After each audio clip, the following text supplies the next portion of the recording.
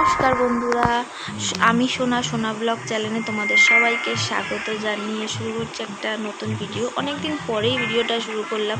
তো সকাল সকাল আমি আর আমার ছেলে তোমাদের সবাইকে গুড মর্নিং জানাই।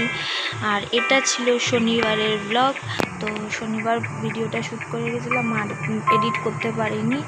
আর এখানে দেখো সকাল সকাল সমস্ত বাসি কাজ ছেড়ে চলে এসেছি, ছেলেকে খাওয়ালাম, সমস্ত কিছু করলাম। আর এদিকে দেখো এই ফাঁকে একটু মাকে আটা ময়দা মিশিয়ে মেখে দিয়েছিলাম। মা টিফিনটা বানিয়ে নিয়েছে।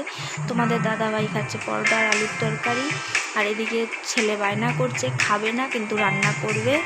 আর এদিকে ও রান্নার জন্য দিয়ে দিয়েছে, এখন সেটা নিয়ে খেলবে। আর এটা ওর খেলার করাই, এটাই রান্না করা হয় না। আর আমরা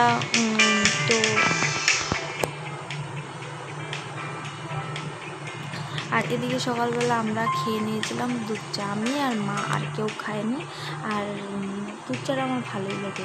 আর এদিকে বাবা চলে এসছে স্নান করে ঠাকুর প্রণাম করতে। আর ছেলে হাতে ধরে দিয়েছে কাশিটা, তো ওর দাদু বাজাবে আর ও নাচ করবে। এই দেখো, এটাই ওর ডিমান্ড। আর এদিকে দেখো মা হচ্ছে গিয়ে চা দিয়ে রুটি খাচ্ছে।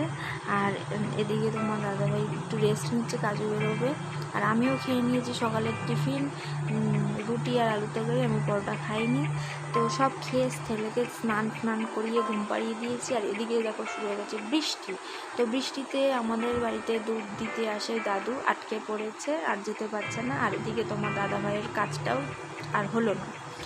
তো সেই সকাল গড়িয়ে দুপুর হয়ে দুপুরের লাঞ্চে চলে এসেছি। লাঞ্চে ছিল শাক ভাজা, পেঁপে দিয়ে ডাল, আর একটা মেনু ছিল পটল আলুর তরকারি না সামথিং কিছু একটা ছিল, ভুলে গেছি।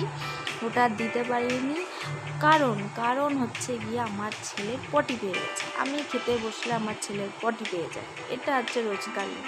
তো বন্ধুরা, আমার ভিডিওটা যদি ভালো লাগে তো লাইক শেয়ার কমেন্ট করে দিও, আমাকে একটু সাপোর্ট করো।